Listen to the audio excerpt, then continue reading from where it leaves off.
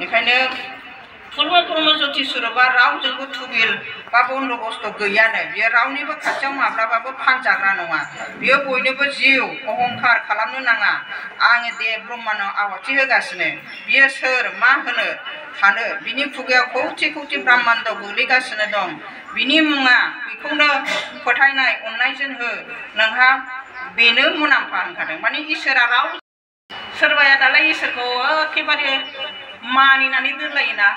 खालमासि आंनो बोरमा दाननानै होगोन ओइ आंखौ मानिनानै दोनलाय होनलायलायोना बिदि मानिनानै दोनजानाय इसोर नामा बे सातथा गोहोखौनो खाबथानानै दोननो हागोन नोंनि न'आव बे बारखौ बे अख्रांखौ बे हाखौ खाबथानानै दोनदो नोंनि न'आव बिदिनो खाबथानानै दोनो आंखौनो खेबसे आंनि बोराय लोमजाबा आंनि न'नि मानसियानो होनदों बिराद बारा जाथारबाय नालाय न'आव मा मानिनानै दोनदों माबा फुजा हैखांबाय मा मानिनानै दोननांगौ आं इसोरखौखि मानिनो हायो इसोरखौखि आं बन्दबस्त खालामनानै दोननो हायो नों आंनि न'आव फै आंनि फिसायखौनो मोजां खालाम होननानै आं बुंनो हायो नामा गावबागाव खर्मआव गावबागाव बयबो भुगिनाङोना आरो लोमजानाय साजानायावल' जाखायोना बयनावबो बिनि थाखायथ' डाक्टार अजा दंना सोरबा इसोरखौ खाबथानानै दोनजानाय बुस्थु बेबादिखौनो जों बुजिनांगौ आइमोन इसोरा रावजोंबो बन्दबस्त खालामजाया होननानै बुंखादों बे रावनिबो सिङाव थाग्रानो खाथियाव माब्लाबो फानजाग्राबो नङा होनबाय बियो बयनोबो जिउ होनदों अहंखार खालामनो नाङानो आंल' फुजा होदों आंसो गासिबो गोराजोब बेफोरबायदि मोनसे साननो नाङा होनदों अहंखारानो धंस खालामोना जेनेबा जों सब समाय बे सैथो धर्मखौनो मोनखाबाय सैथोजोंनो जोङो सोलिखाबाय बेजों सोलिनानै जोंहा अहंखार खालामनांगौनि मा दंखाबाव जाय अहंखार खालामगोन गावनो जोबस्रांगोन होननानै बुंखादों बेखायनो सैथो धर्मजों जाय सोलियो बेखौ रावबो फोजोबनो हाया जोङो जेबो बोलो गोरा गैया जाहैदों सैथो धर्मजों थांग्रा मानसिखौ खिन्थु खस्थ'आ मोनो जाहैदों एसे खस्थ'खौ मोनगोन ओमफ्राय जेला दाहाय बाहायनो कौरब पान्डबमोनहा कौरबा पान्डबफ्रा दालाय सैथोजों सोलिनायखायनो सैथोजों सोलिग्रा पान्डबखौ दालाय कौरबखौ दालाय फेजेननो हादोंना बेखायनो जाय सैथोजों सोलिग्रा जेब्लाबो बियो जै जायो बेखायनो जोंहा जेबो इसोरखौ बन्दबस्त खालामनांगौ माबानांगौ बेजों जों खाबथानानै दोनजानाय बेफोरखौ जों साननो नाङा जों उदाङैनो दं इसोरा जोंनो गासिबो हरखाजोबदों बिनि होनाय बोसोनखौनो जों सोलिबानो जों बिनि अननायखौ मोनगोन आरो ओंखायनो अहंखार खालामनाङानो अहंखार खालामबा गावनो जोबस्रांगोन नाथाय जोङो जेब्लाबो बेखौ दुखु सुखुनि लोगो बियो जोंजों जेब्लाबो थाफाबाय थायो होनना बुंलायोना बेखौनो जों सिनायनो रोङा बे जोंजोंनो जेब्लाबो दंबाय थायो होननानै बुंदों ओमफ्राय बै मोनसे हिस्ट्रि माबायाव सल'आव दङ जेला सीताया माबाया द्रौपदीया माबाजों कौरबजों पान्डबजों फासा गेलेनानै कौरबा दालाय जेनदोंमोन ना जेननानै दाला बिसखौहाय बिसोरो कौरबनो गथायनानै होबाय दा दुर्योधना बेखौ खानायाव हमनानै बोथिंनानै दालाय सीताखौ लाबोनानै द्रौपदीखौ लाबोनानै एखे बेखौ माबा खालामनांदोंमोन जेनेबा अपमान खालामनांदों दाना बेहाबो गावनिनो फिसायफ्रानो गासिबो बोलो गोरा जाथि बंस गासिबो बोलो गोरा होननानै बेनाव आंखौ जेबो खालामनो हानाय नङा बेफोरबायदि मोनसे साननाय बेनाव थादोंमोन अहंखार भाबै आरो गावनो सासे यज्ञनिफ्राय उत्पन्न जानाय सासे देबि बिदि होननानै जों हिस्ट्रियाव जेनेबा फरायनो मोनो नुयो जोङो जेनेबा बिदि होननानै बुङो ओमफ्राय दाना बे गावखौ मोनसे अहंखार थादों जों जुदि इसोरादि जोंजोंनो दंफाय दं बेखौ थालानो गैया माने गावनि फिसायाबो सासे साबा फिसायफ्रानो बिराद बोलो गोरा सासे सत्यबादि जेनेबा युधिष्ठिर अर्जुन दं भीमाथ' बिराद बोलो गोरा गावनिनो नै पितामह भीष्म दं गावजोंनो दंफाखायो होननानै बिसोरखौ लानानै बे गोरा जादों दाना हनै फैनानै दुशासनमोनहा कौरबफ्रा मालाय बेखौ बिदि खालामबाय दाना बयखौबो गाबज्रिजोब्बाय रावबो बिनि खाथियावनो फैया रावबो बेखौ सहायखौनो खालामा बयबो जाथि बंस गिदिर गिदिरबानो बंसियानो थाजोब्बाय दाना होनबा उफाय गैया नै गावजों थाफाग्राखौनो गाव बावनानै बुङो बिसोर जेला उफाय गैया होमबासो बे कृष्ण होननानै गाबो होमबा सोर रैखा खालामगौलाय जोंजोंनो थाफाखानायखौनो जों सिनायनो रोङाबा होमबालाय जोङो खस्थ'खौलाय जों मोनगोन ना बेबो बिदिनो गावजोंनो दंफाखायो जे जायगायाव गावनि खाथियावनो बेखौबो गाबज्रिनो रोङाखै बै गावनि बोलोजों जुजिनानै अहंखारजों जुजिनानै बिसोरखौसो लानानै बिदि गोरा जानानै थादों बेखायनो जाय जोंखौ दुखु सुखुआव सहाय खालामग्रा जाय जेब्लाबो जोंजोंनो थाफाबाय थाग्रा जों बेखौ जेब्लाबो सिनायनो नाजायोमोनबाबो बेफोरबायदिनो बेबायदि महाभारत माखौ रामायणनि मोनफा मोनफा श्लकफ्रा बेबायदिनो धर्मनि माबाजों बुजायनायसो बे मोनसे श्लक बियो माबा सल' आरो ओमफ्राय बै बेदा जाबाय मन्त्र बिदि होननानै जोंनि लेखायाव मोनो आरो बेबायदिनो ओंखायनो अहंखार जानो नाङा होनखादों आरो बे अहंखारानो जोबजोबो कौरबाबो अहंखारजोंनो जोबदों बेफोरबायदि आरो दानानै शास्त्रनि मोनथाय आरो मोनथाय गैयै बाथ्रा बुंनायनि थांखिया बेनो जाय सुबुङा जि हाबा मावो बेखौ गारनानै गुबुन हाबा मावनो थांब्ला गोबां सम मोननैबो हाबाया गाज्रि जायो जाहैदों बेखायनो सोरबाया जाय बेदाव थानाय रावनि गुबै ओंथिखौ बुजिनानै जायखौ मावनांगौ बेखौ मावो जायखौ मावनाङा बेखौ गारो बियो बेदनि मोनथाय गोनां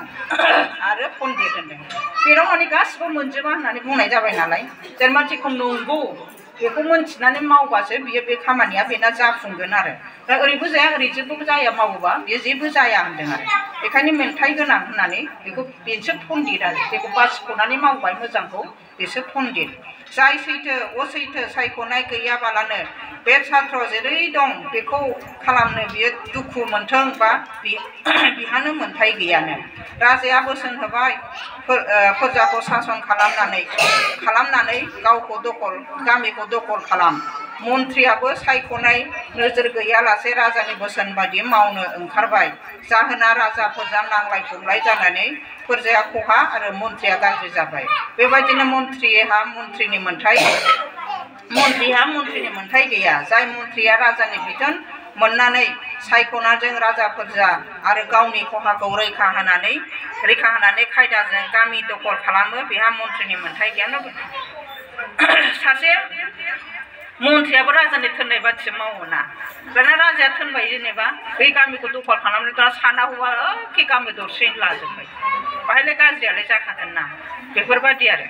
ओमफ्राय नै बेद पुराण बाइबेल कुरान गासिबो लेखा बिलाइ आरो खालिनि गाबसो ओंखारदों गियानि पन्डितआ बेखौ मोनथियो खालिनि गाब अर्थात मुवानि जायहा नोजोर दं बियो बयखौबो गावनि आत्मा साननानै गोजोन खुसि थायो जायहा हांखोनि सायावसो नोजोर बिहा आन्दायनायजों गबयो पुर्ण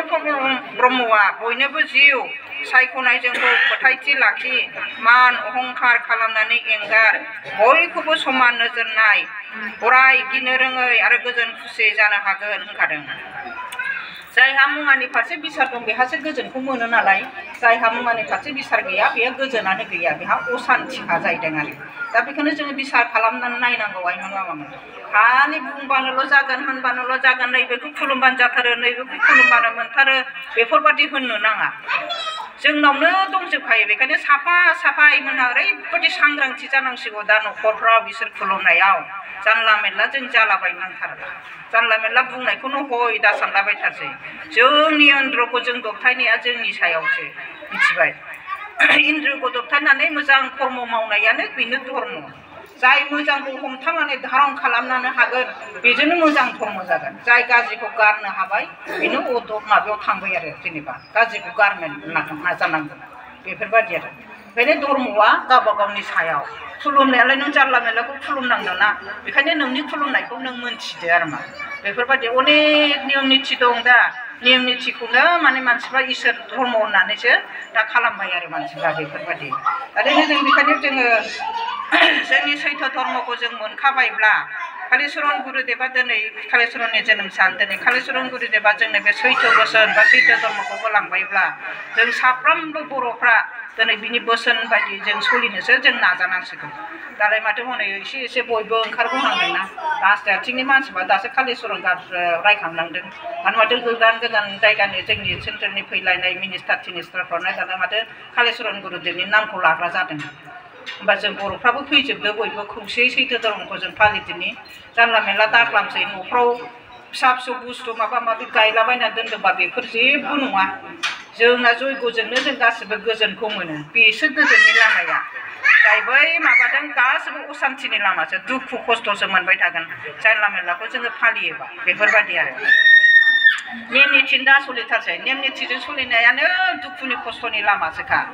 मानसिफ्रा फिसा नेम निथि दङना दा जेनेबा नैबे गारिफ्राव मानसिफ्रा मा होनो नारें लेबु आरो मा होनो दखानफ्राव माबाफ्राव खाबथानानै दोनो मानो खायो ओमफ्राय दखानाव बिराद मानसि हाबथों होननानै खायोना बेफोरबायदि नोजोर दानांथों होनो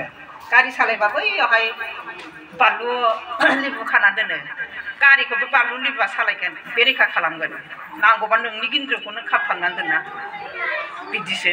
लेबुखौलाय खाना दोनना मा जानो नोंनि आखायासो हमगोन बै माबाखौ गारिनि माजेखौ सालायगोन बे नोंनि आखाइखौ नों मोजाङै खाबथाबनानै दोनदो लेबु बादि बानलु बादि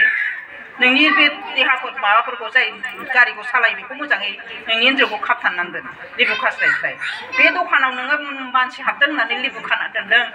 नोङो कास्टमारजों मोजां बेब'हार खालाम मोजां राव बुं होमबानो कास्टमारा नोंनाव फैगोन ना बे लेबु खाबाल'खौ नोंनाव कास्टमार फैगोन नामा नोंनि बेब'हारनि सायावसो कास्टमारा फैगोन ना नों बेब'हारखौ नों कास्टमारजोंनो नों बेब'हारखौ मोजां देखायनो रोङाबा माबा मोनसे बियोबा माबा होनोबा रागा जोङोबा होमबालाय बेराम खिनिथार बे जा रागा जोंथारो फैसा थाखाखौ बारा लाखिथारो रावफ्रानो मोजां नंथ्रा होननानै नोंनाव फैनाय नङा बेखायनो गावखौनो गाव खाबथानानै लाखिनांगौ बे बानलु खानाय माबा खानाया बेबादि नङा आरो बेलाय बिश्वकर्मायाव मानसिफ्रा आइमोनाबो होयो होनदां सिखा रुवा दाबार किबा मा होनानै जा जयग' होयो बे सिखा रुवाखौलाय नोंसो बाहायगोन ना नों मोजाङै बाहायना बे सिखा रुवाखौलाय बेलाय नोंखौलाय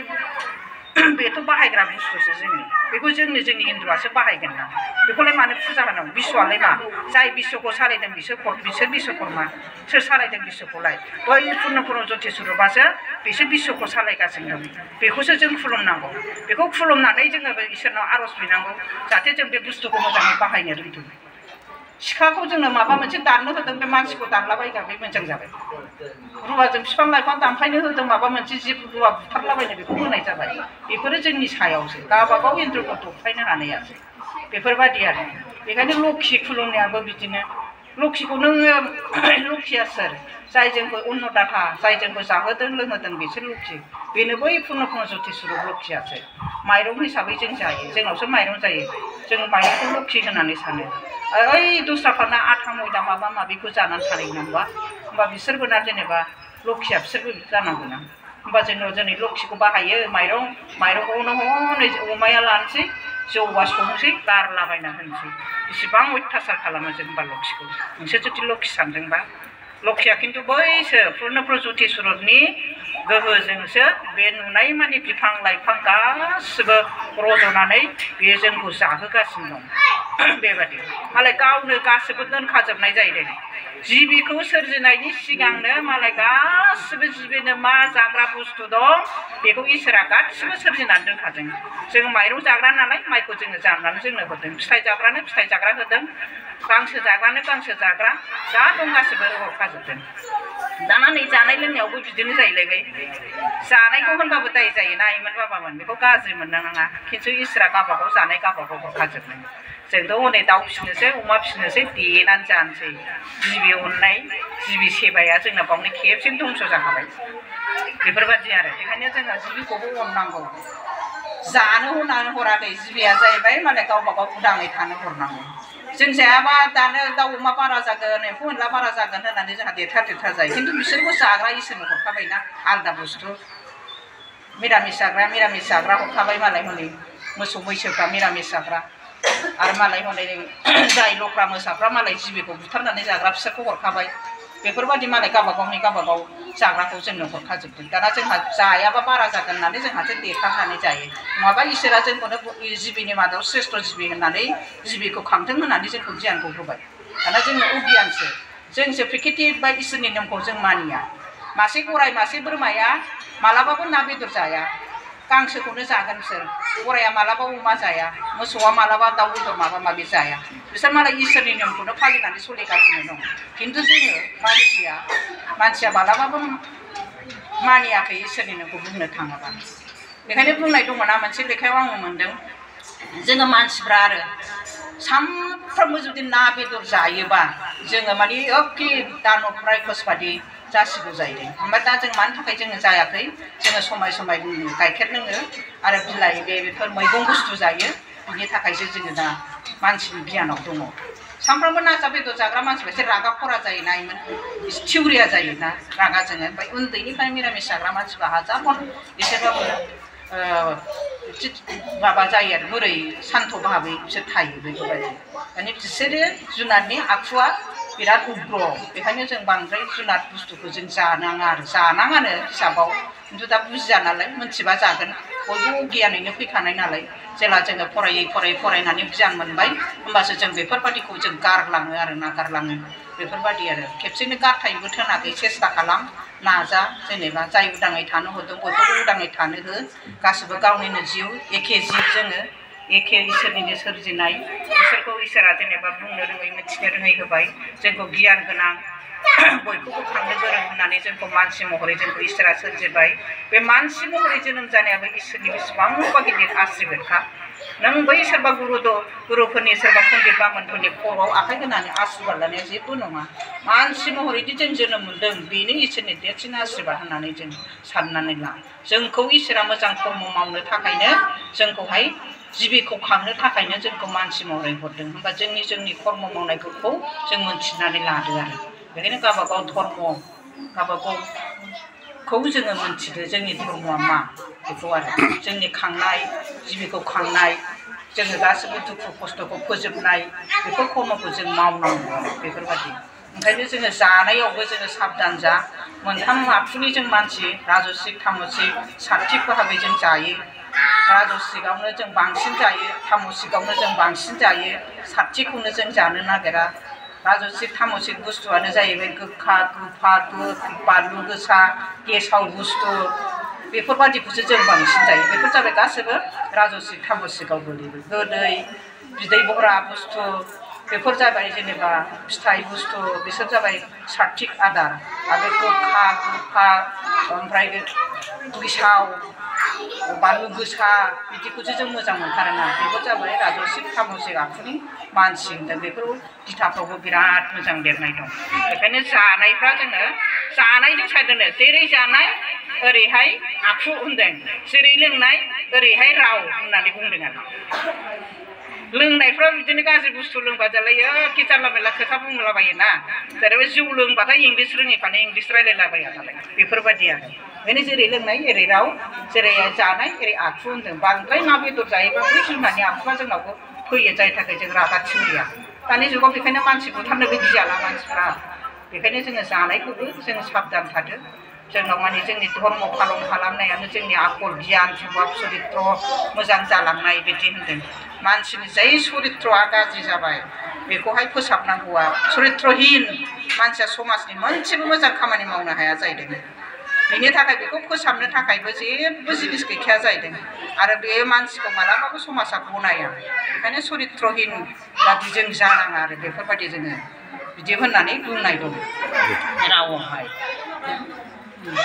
बेफोरबादिखौ जोङो गोसोआव ला आइमोन बाबामोन जोङो जेब्लाबो सैथोजों सोलिदो सैथो कर्मखौ मावदो जोंनि थोननाय परमहंसनि बोसोनफोरखौ जोङो रोखोम मावनो हाबानो जों गासिबो जोङो इसोरजों अनजानाय इसोरजों मोजां मोनजानाय दुखु खस्थ' निदान खैफोदनिफ्राय जोङो बारग'नानै जों जेब्लाबो गोजोनै थानो हागोन आङो जाबाबो जायाबाबो एसे गोलावैनो बुंलाबायबाय आइमोना हयथ' खोनासंनो बालायलांबाय होनदां बिदिबादि मोनबाय आं जायखिजाया आङो जा एसे बुंबाय आंनि बुंनाय बा होननायाव अनेकानो गोरोन्थि थागोन दा बेफोरखौ नोंसोर बिसार खालामनानै नायदो जाहाथे जोङो दिनै कालिचरन गुरुदेबनि जोंनि सासेल' धर्म गुरु महापुरुष बिनि जोनोम सान फालिनायाव आं दिनै बाहाय बाहागो लानानै आंनि गोजोननाया बिराद गोजोननाय मोनदों आंनि गोसो गोरबोनिफ्राय गोजोननाय मोनबाय दाना जों साफ्रोमबो जोंनि ब्रह्म भक्तफ्रा जाहाथे जों बे शिबनारायण परमहंसनि शास्त्रनि गोथौ खोथाफोरखौ गोसो गोरबोजों बयबो फालिनानै जाहाथे जों समाजनि मोजां खामानिखौ मावलांनो हाथों जोंनो मोजां गियान बुद्धि इसोरा होथों बिनि थाखाय आं इसोरनि फारसे आर'ज गाबनानै आंनि दिनै सुंद' बुंनायखौ बाहायनो फोजोबनाय जाबाय भुल आरो गोरोन्थि जायफ्रा पुर्न जथोजों लोगोसे आइमोना बयबो आंखौ निमाहा होयो बिनि थाखाय आं खुलुमनाय थाबाय